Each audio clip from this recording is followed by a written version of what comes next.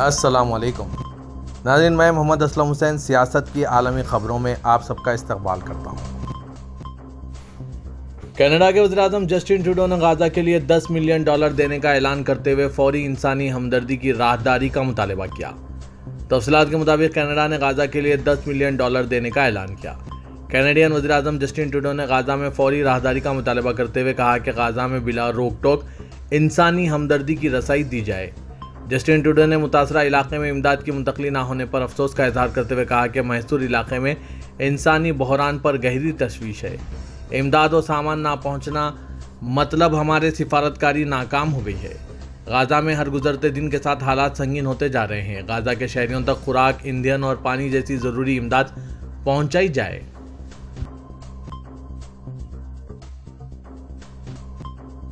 امریکی صدر Joe Biden کی جانب سے اپنے social media platform X پر اسرائیل کے دورے پر جانے کی تصدیق کر دی گئی ہے۔ امریکی صدر جو بائیڈن کی جانب سے ایکس پر جاری بیان میں کہا گیا ہے کہ حماس کے حملے کے خلاف اظہار یکجہتی کے لیے اسرائیل جا رہا ہوں، جبکہ وہاں سے اردن کے لیے روانہ ہو جاؤں گا، جو سنگین انسانی ضروریات سے نمٹنے اور رہنماؤں سے ملاقات کے لیے ہوگا۔ امریکی صدر کا ایکس پر جاری کیے گئے بیان میں کہنا تھا کہ نفرت کی کارروائیاں ہماری بنیادی اقدار کے خلاف ہیں اور امریکہ میں نفرت انگیزی کے لیے کوئی جگہ نہیں ہے۔ جو بائیڈن نے کہا کہ حماس فلسطینیوں کے حق خود ارادیات کے لیے کھڑی نہیں ہوئی۔ کچھ بنیادی اقدار ہیں جو ہمیں امریکیوں کے طور پر اکٹھا کرنا چاہیے۔ ان بنیادی اقدار میں نفرت، نسل پرستی، تعصب اور تشدد کے خلاف کھڑا ہونا ہے۔ جو بائیڈن کے یہ تاثرات صرف اسرائیل کی حمایت میں ہیں۔ فلسطین میں جس طریقے سے دہشت گردی چل رہی ہے، اس پر ان کا کوئی رد عمل نہیں ہے۔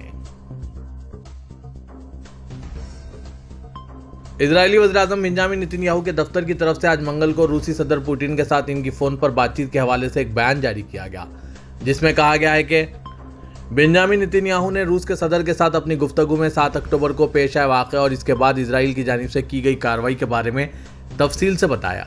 بنیامین نتن یاہو کے دفتر نے اس بارے میں معلومات دی۔ اسرائیلی وزیراعظم کے دفتر نے ٹویٹر پر لکھا کہ وزیراعظم نے واضح کیا کہ اسرائیل پر سفاکانہ اور حقیر قاتلوں نے حملہ کیا۔ یہ ایک پرعزم اور متحد حملہ ہے۔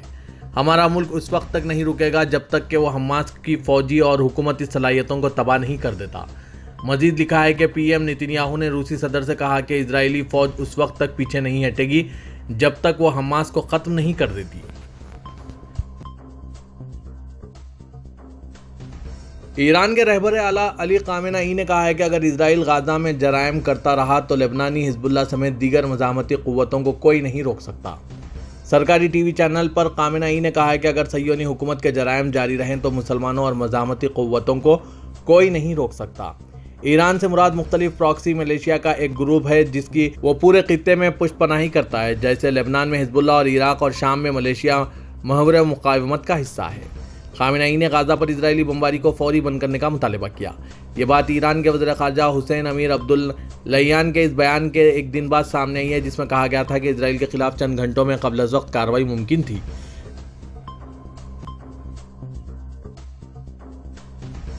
اردن نے امید ظاہر کی کہ اس ہفتے امریکی صدر جو بائیڈن پر مشتمل سربراہ اجلاس اسرائیل اور حماس کے درمیان بڑی لڑائی کے بعد مشرق وسطی کے امن عمل میں نئی جان ڈالے گا۔ جو بائیڈن 4 شنبے کو حماس کے حملوں کے بعد یکجہتی کا اظہار کرنے کے لیے اسرائیل کا دورہ کر رہے ہیں، کیونکہ وہ 4 طرفہ سربراہ اجلاس کے لیے امریکہ کے اہم شراکت دار اردن جانے سے پہلے غزہ میں زمینی حملے کی تیاری کر رہے ہیں۔ عمان میں جو بائیڈن اردن کے شاہ عبداللہ دوم اور مصر کے صدر عبد الفتاح السیسی اسرائیل کے ساتھ امن قائم کرنے والے پہلے 2 عرب ممالک کے ساتھ ساتھ مغربی کنارے میں فلسطینی صدر محمود عباس سے ملاقات کریں گے۔ ایک سرکاری بیان میں کہا گیا ہے کہ بات چیت میں غزہ میں جاری جنگ کو روکنے کے طریقوں اور سیاسی حل تلاش کرنے کے طریقوں پر توجہ مرکوز کی جائے گی جو امن کے عمل کی بحالی کی اجازت دے۔ بحرین کے بادشاہ حمد بن عیسیٰ الخلیفہ نے اسرائیل کی جانب سے غزہ پر مکمل محاصرہ کرنے کے بعد غزہ کے لوگوں کے لیے فوری امداد کی فراہمی کے لیے انسانی ہمدردی کی راہداری کھولنے کا مطالبہ کیا۔ بحرین کی خبر رساں ایجنسی BNA کی رپورٹ کے مطابق بادشاہ کے تبصرہ اٹلی کے دورے کے دوران سامنے آیا، جہاں انہوں نے اٹالوی صدر سرجیو میتریلا سے ملاقات میں مسئلہ فلسطین کے حل پر بات چیت کی ہے۔ انہوں نے غزہ میں فوجی کشیدگی میں کمی، قیدیوں کی رہائی اور تمام شہریوں کے تحفظ کے لیے کام کرنے کی ضرورت پر زور دیا اور علاقائی امن اور سلامتی کے حصول کے لیے بحرین کی کوششوں کی مکمل حمایت کا اعادہ کیا۔ سعودی عرب نے آج منگل کو فلسطینیوں کی جبری بے دخلی کی مذمت کرتے ہوئے مطالبہ کیا ہے کہ فوری طور پر جنگ بند اور غزہ کی پٹی کی ناکہ بندی ختم کی جائے۔ عرب نیوز کے مطابق سعودی فرمانروا شاہ سلمان کی زیر صدارت ہوئی کابینہ کے اجلاس کے دوران مطالبہ کیا گیا کہ عرب امن انیشیٹو کے تحت امن عمل کو دوبارہ شروع کیا جائے، جس کے تحت 1967 کی سرحدوں کے اندر ایک آزاد فلسطینی ریاست کا قیام عمل میں لایا جائے، جس کا دارالحکومت مشرقی بیت المقدس ہو۔ کابینہ نے سعودی ولی عہد کی غزہ کے حوالے سے ترکیہ، ایران، فرانس کی قیادت اور امریکی وزیر خارجہ اینٹونی بلنکن کے ساتھ گفتگو کا جائزہ لیا۔ سعودی ولی عہد شہزادہ محمد بن سلمان نے اسیر ریجن میں وادی ابھا پروجیکٹ ڈیولپ کرنے کے لیے اردارا کمپنی کے قیام کا اعلان کیا ہے۔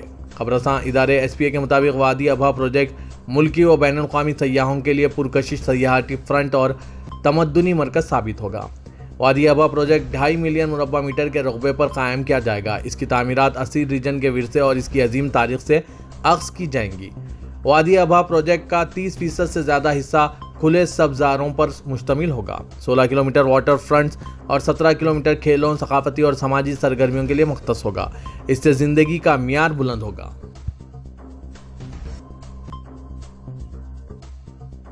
سعودی عرب نے غزہ میں فوری جنگ بندی کا مطالبہ کرتے ہوئے شہریوں کو نشانہ بنانے کی مذمت کی۔ پیر کو اقوام متحدہ میں سعودی مشن کے سیکنڈ سیکرٹری شہزادہ فیصل بن خالد نے غزہ سے شہریوں کو نکالنے کے مطالبے کو مسترد کرتے ہوئے کہا کہ فلسطین پر اسرائیل کے قبضے اور مقدس مقامات کے خلاف اس کی بار بار اور منظم اشتعال انگیزی نے تنازع کو برقرار رکھا ہے۔ شہزادہ فیصل بن خالد نے غزہ سے پابندیاں اٹھانے اور محاصرہ ختم کرنے کے ساتھ ساتھ ضروری انسانی امداد کی فراہمی پر بھی زور دیا اور کہا کہ فلسطینیوں کو ان کے بنیادی انسانی ضروریات سے محروم رکھنا بین الاقوامی انسانی امداد کی قانونی خلاف ورزی ہے۔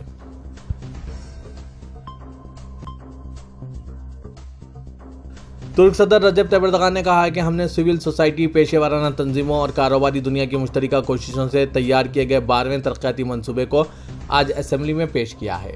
صدر اردوغان نے سوشل میڈیا ایکس سے جاری کردہ بیان میں کہا کہ اس منصوبے میں ہم نے 2053 کے ویژن کو پیش نظر رکھ کر ترکیہ کے آئندہ 5 سالوں کے لائحہ عمل کا تعین کیا ہے۔ انہوں نے کہا کہ یہ 5 سالہ ترقیاتی منصوبہ 5 بنیادی محوروں پر مبنی ہے۔ یہ محور معیاری انسان، مضبوط کنبہ، صحت مند معاشرہ، مستحکم ترقی اور مضبوط اقتصادیت ہے۔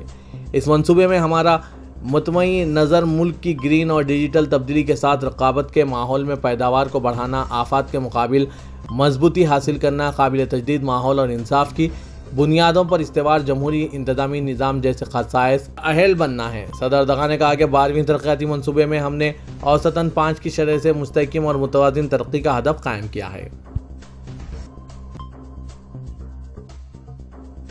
پاکستان کی 4 مرتبہ کی سابق حکمراں جماعت پاکستان مسلم لیگ نواز کا دعویٰ ہے کہ اس کے قائد نواز شریف 21 اکتوبر کو جب اپنی تیسری جلا وطنی ختم کر کے پاکستان واپس آئیں گے تو ملک کی معیشت کی بحالی کے لیے ایک بڑے منصوبے کا اعلان کریں گے، جس پر عمل کر کے پاکستان معاشی مشکلات سے نکل کر ترقی کے راستے پر گامزن ہو جائے گا۔ جماعت کی اعلیٰ قیادت سابق وزیر اعظم شہباز شریف، مریم نواز اور حمزہ شہباز لوگوں کو باور کروانے کی کوشش کر رہے ہیں کہ پاکستان کی ترقی کا راز نواز شریف کی واپسی میں پوشیدہ ہے اور ان کے پاکستان پہنچنے کے بعد کیے جانے والے خطاب کے ساتھ ہی تعمیر و ترقی کی طرف ایک نیا سفر شروع ہوگا۔ مسلم لیگ نواز کے اس معاشی بحالی اور ترقی کے بیانیہ کے بعد سوال جنم لے رہے ہیں کہ نواز شریف کا ملک کو مسائل سے نکالنے اور اس کو مثبت راستے پر ڈالنے کا منصوبہ کیا ہے۔ اس سلسلے میں پارٹی کے سینئر رہنما سینیٹر عفنان اللہ خان کا کہنا ہے کہ نواز شریف کا سب سے بڑا منصوبہ اور معاشی حکمت عملی پر مقامی اور غیر ملکی سرمایہ کاروں کا اعتماد ہے اور اس کے ذریعے وہ پاکستان کو ترقی کی راہ پر گامزن کریں گے۔ پاکستان میں سائفر گمشدگی کیس میں پاکستان تحریک انصاف کے چیئرمین عمران خان اور پارٹی رہنما شاہ محمود قریشی پر فرد جرم عائد نہ ہو سکا۔ اسلام آباد کی خصوصی عدالت نے 9 اکتوبر کو سائفر کیس کی سماعت کرتے ہوئے چیئرمین پاکستان تحریک انصاف عمران خان اور پارٹی رہنما شاہ محمود قریشی پر فرد جرم عائد کرنے کے لیے 17 اکتوبر یعنی آج کی تاریخ مقرر کی تھی۔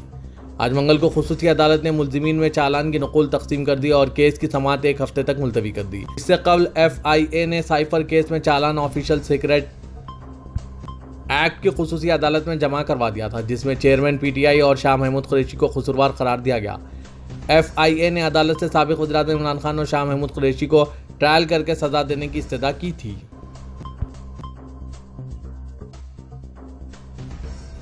बॉलीवुड की मशहूर अदाकारा सोनम कपूर ने इसराइल और हमास जंग पर अपना रद्दअमल जाहिर किया, जिसमें कई बेगुनाह लोगों की जानें तल्फ हो गई हैं और आलमी मईशत को भी बड़ा धक्का लगा है।